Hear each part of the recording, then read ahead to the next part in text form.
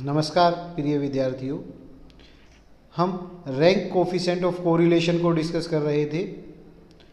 Last 2 videos में हमने सीखा कि जब हमें रैंक्स नहीं गिवन है तो कैसे रैंक कोफिशिएंट ऑफ कोरिलेशन हम निकालते हैं। जब रैंक्स का रेपिटेशन होता है तो कैसे हम रैंक्स को निकालकर कोफिशिएंट ऑफ कोरिलेशन निकालते हैं। अब हम सीखेंगे व्हेन रैंक्स आर गिवन, जब हमें क्वेश्चन में रैंक्स ऑलरेडी गिवन है तो कैसे कोफिशिएंट ऑफ कोरिलेशन निकालेंगे। तो देखते हैं कैसे करेंगे।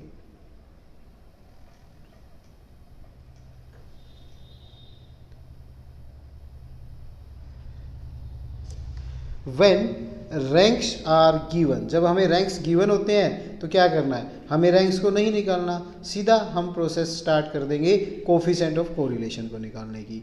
कैसे करेंगे, एग्जांपल से समझते हैं। 10 कमोडिटी इन ए ब्यूटी 10 कंपटीटर हैं एक ब्यूटी कॉन्टेस्ट में, उनको रैंक दिए गए हैं 3 जजेस के द्वारा। जज 1, जज 2 और जज 3 के रैंक्स हैं। फाइंड विच पेयर ऑफ जजेस, कौन सा पेयर जजेस का have nearest approach to common test in beauty, beauty में उनका जो जजमेंट है वो कितना एक दूसरे से मैच करता है, कितना एक दूसरे से रिलेटेड है, वो हमें निकालना है। ये क्वेश्चन 2 बार पेपर में आया है, KUK में 2002 में और 2013 में। इंपॉर्टेंट क्वेश्चन है।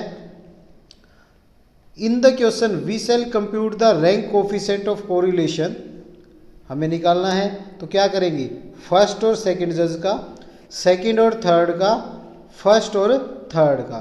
जिसका रैंक कोफिशिएंट ऑफ कोरिलेशन सबसे ज़्यादा आएगा वो अपने ब्यूटी के टेस्ट में एक दूसरे से उनके विचार मैच करते हैं, ऐसा हम मानेंगे।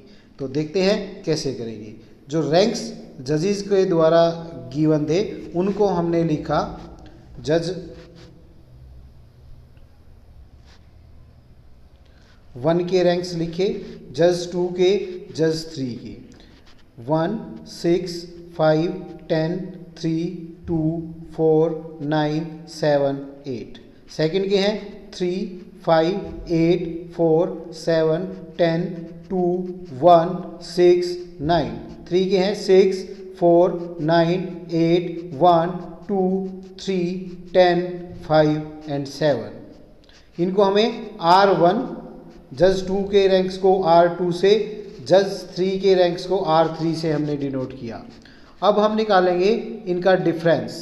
जज 1 और 2 का निकालेंगे पहले, R1 माइनस R2, इसको हम D1 से डिनोट करेंगे। 1 minus 3 minus 2, 6 minus 5 1, 5 minus 8 minus 3, 10 minus 4 6, 3 minus 7 minus 4, 2 minus 10 minus 8, 4 minus 2 2, 9 minus 1 8, 7 minus 6 1, 8 minus 9 minus 1। अब हम D1 का स्क्वायर निकालेंगे। D1 है, D1 का square, minus 2 square 4, 1 square 1, minus 3 square 9, 6 square 36, minus 4 square 16, minus 8 square 64, 2 square 4, 8 square 64, 1 square 1, 1 square 1। D1 का total कर देंगे 4 plus 1 plus 9 plus 36 plus 16 plus 64 plus 4 plus 64 plus 1 plus 1, तो हमारा समेशन D1 स्क्वायर आ जाएगा 200। फिर हम जज 2 और 3 के बीच का डिफरेंस निकालेंगे, रैंक्स का difference. R2 minus R3, D2 से इसको डिनोट करेंगे।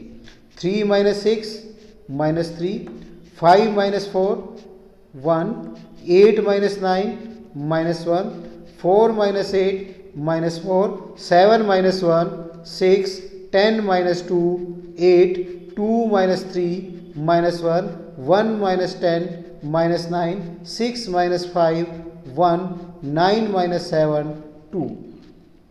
D2 का टोटल करेंगे मैथमेटिक कैलकुलेशन चेक करने के लिए तो 0 आएगा। अब हम D2 का स्क्वायर निकालेंगे तो हमारा D2 का स्क्वायर हो जाएगा D2 D2 square, minus 3 into minus 3 9, 1 square 1, minus 1 square 1, minus 4 square 16, 6 square 36, 8 square 64, minus 1 square 1, minus 9 square 81, 1 square 1, 2 square 4। अब हम इनका टोटल करेंगे 9 plus 1 plus 1 plus 16 plus 36 plus 64 plus 1 plus 81 plus 1 plus 4, तो summation D2 square आ जाएगा हमारा 214। अब हम जज 1 और 3 के रैंक का डिफरेंस निकालेंगे।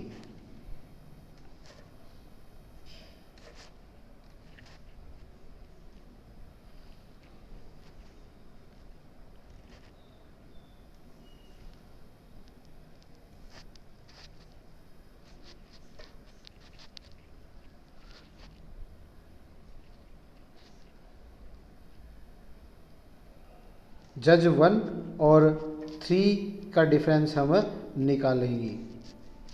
ये है जज 1 के रैंक, ये जज 3 के रैंक, इन दोनों का डिफरेंस ले लेंगे। R1 माइनस R3, D3 से इसको डिनोट करेंगे। 1 minus 6 minus 5, 6 minus 4 2, 5 minus 9 minus 4, 10 minus 8 2, 3 minus 1 2, 2 minus 2 0, 4 minus 3 1, 9 minus 10 minus 1, 7 minus 5 2, 8 minus 7, तो ये आ जाएगा हमारा 1।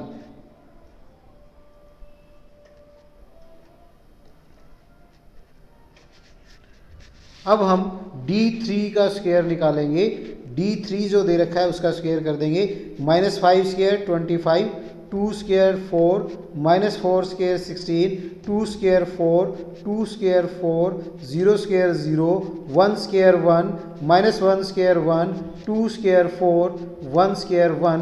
अब हम D3 स्क्वायर का टोटल करेंगे। 25 plus 4 plus 16 plus 4 plus 4 plus 0 plus 1 plus 1 plus 4 plus 1, तो D3 स्क्वायर हमारा आ जाएगा 60। अब हमारा D1 स्क्वायर आ गया, D2 स्क्वायर आ गया, D3 स्क्वायर आ गया, तो हम तीनों रैंक कोफिशिएंट ऑफ कोरिलेशन निकालेंगे। तो पहले हम फर्स्ट और सेकंड जज के बीच का रैंक कोफिशिएंट ऑफ कोरिलेशन निकालेंगे। RK 1 minus 6 summation D1 square divide by n cube minus n। Here n हमारा 10 है, D1 स्क्वायर हमारा 200 है, वैल्यू को पुट कर देंगे तो हो जाएगा 1 minus 6 into 200 divide by 10 cube minus 10। इसको सोल्व करेंगे तो R के आ जाएगा हमारा -0.212। अब हम सेकंड और थर्ड जज के बीच का रैंक कोफिशिएंट ऑफ कोरिलेशन निकालेंगे। फार्मूला है R के is equal to 1 minus 6 summation D2 square divide by n cube minus n। Here हमारा n है 10, D2 स्क्वायर है 214। फार्मूले में वैल्यू को पुट करेंगे तो R के आ जाएगा हमारा -0.027। अब हम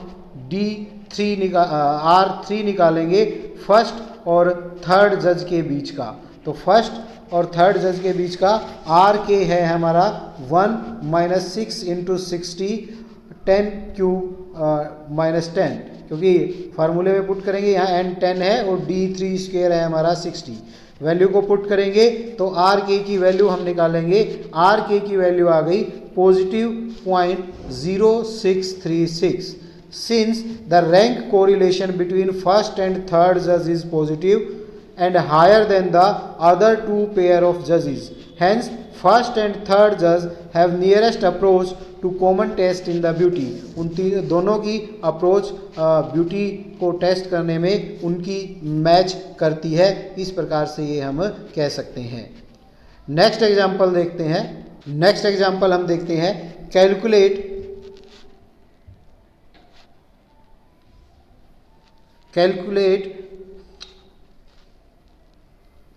Calculate coefficient of rank correlation from the following data। Serial number दिया है, रैंक्स का डिफरेंस दिया है। सीरियल नंबर है 1 2 3 4 5 6 7 8 9 10। 10 पेयर्स का रैंक्स का डिफरेंस दिया है -3 1 ये हमारा क्वेश्चन मार्क है, हमें निकालना है -1, -4, 3, 2, 1, 1 and 2।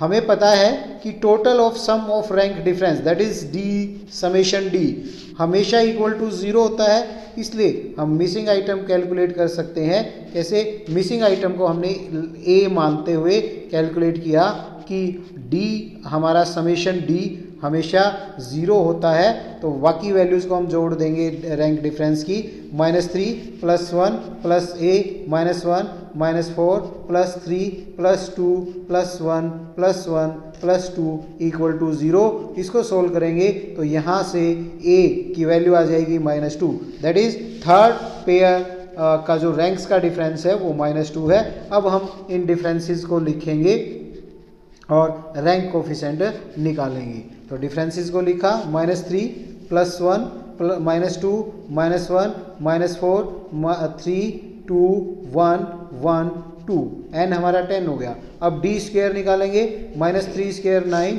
1 square 1 -2 square 4 -1 square 1 -4 square 16 3 square 9 2 square 4 1 square 1 1 square 1 2 square 4। तो फिर हम समेशन डी स्क्वायर निकालेंगे, 9 + 1 + 4 + 1 + 16 + 9 + 4 + 1 + 1 + 4। तो डी स्क्वायर हमारा समेशन डी स्क्वायर आ गया 50। अब हम आर के निकालेंगे, वैल्यू को पुट कर देंगे 1 - 6 summation D square divide by n³ - n 1 - 6 into summation D square आया हमारा 50 डिवाइड बाई n³ n है हमारा 10 - 10 इसको सोल्व करेंगे तो हमारी आर के की वैल्यू आ गई 0.697। तो इस प्रकार से हम ये कैलकुलेट करेंगे। नेक्स्ट देखते हैं the rank correlation coefficient of marks obtain bye 8 student. n है हमारा 8, स्टैटिक्स और अकाउंटेंसी में हमें फाउंड हुआ 0.7। Later on it was discovered कि the difference in the rank is these two subject obtain by one of the student was wrongly taken as 6 instead of 9। दो subject statics और accountancy के 8 विद्यार्थियों के rank coefficient of correlation निकाला, वो 0.7 पाया गया। बाद में ये पता लगा कि एक विद्यार्थी द्वारा जो रैंक का डिफरेंस था वो 6 ले लिया गया इंस्टेड ऑफ 9 था, तो उनके रैंक का डिफरेंस 9 और हमने गलती से उसको 6 ले लिया। तो correct coefficient of rank correlation निकालना है। तो कैसे हम निकालेंगे? हमें क्या गिवन है? आर के गिवन है 0.7, एन गिवन है 8, रॉन्ग डिफरेंस है 6, करेक्ट डिफरेंस है 9। तो कैसे हम करेंगे देखते हैं। जैसे कि हमें पता है आर के होता है हमारा 1 - 6 summation D square divide by n³ - n। Values को हम पुट कर देंगे। आर के की वैल्यू है 0.7 is equal to 1 - 6 summation D square हमारा निकालना है। n है हमारा 8³ - 8। तो ये सोल्व करेंगे 1 - 6 समेशन डी स्क्वायर 8³ का हो जाएगा 8 × 8 × 8 512 - 8। तो ये आ जाएगा 1 - 6 summation D square divide by 504। अब इसको सोल्व करेंगे 0.7, ये 1 उधर प्लस में था, इधर आकर माइनस में हो जाएगा, इधर बच जाएगा -6 summation D square divide by 504। तो ये बच गया -0.3 और इधर है -6 summation D square divide by 504।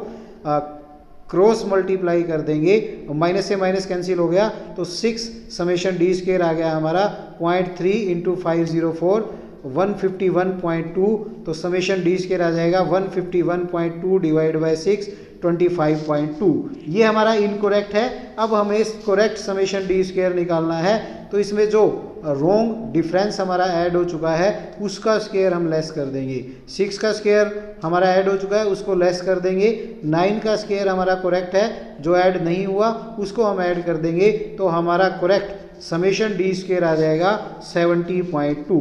अब हम करेक्ट वैल्यू आर के की निकालेंगे 1 minus 6 summation D square divide by N cube minus N 1 minus 6 into 70.2 divide by 8 cube minus 8। इसको सोल्व करेंगे तो आर के की वैल्यू आ जाएगी हमारी 0.164।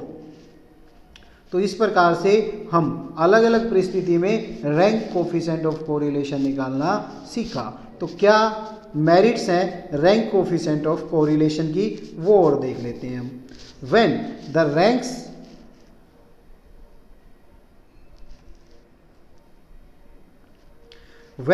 the ranks of difference value of variable are given, we can only apply the rank method। जब rank दिए हों डिफरेंट वैल्यूज के तभी हम इस मेथड को अप्लाई कर सकते हैं। This method is more suitable when data is qualitative. जब गुणात्मक नेचर का, गुणात्मक प्रकृति का डाटा होता है तब इसको अप्लाई करना बेहतर है। ऑनेस्टी, ब्यूटी, इंटेलिजेंसी अगर हमें कंपेयर करनी है तब। This method is easier in relation to the Karl Pearson coefficient of correlation. Karl Pearson coefficient of correlation की तुलना में ये मेथड हमारा आसान है। Rank method can be employed even if we have given the actual data. अगर हमें actual data दिया है तब भी हम इसको अप्लाई कर सकते हैं। Ranks are not affected by the extreme items. Extreme item से रैंक कोफिशिएंट कोरिलेशन पर कोई इम्पैक्ट नहीं पड़ता। इसकी डीमेरिट्स क्या है, लिमिटेशन क्या है? This method can not be employed in discrete and group data. Group data और डिस्क्रीट सीरीज में इस मेथड को हम अप्लाई नहीं कर सकते, ये एक ड्रॉबैक है। If the number of item exceed 30, number of item अगर हमारी 30 से ज़्यादा हो जाती हैं तो it is quite difficult to compute their rank. उनकी रैंक को निकालना मुश्किल हो जाएगा, रैंक डिफरेंस को निकालना मुश्किल हो जाएगा। This method lacks the accuracy as coefficient of correlation is not based on the original data। Original data पर बेस्ड नहीं है ये, rather than बेस्ड है उनके रैंक्स पर। तो ये इसकी ड्रॉबैक है। आई होप कि आप लोगों को समझ आया होगा।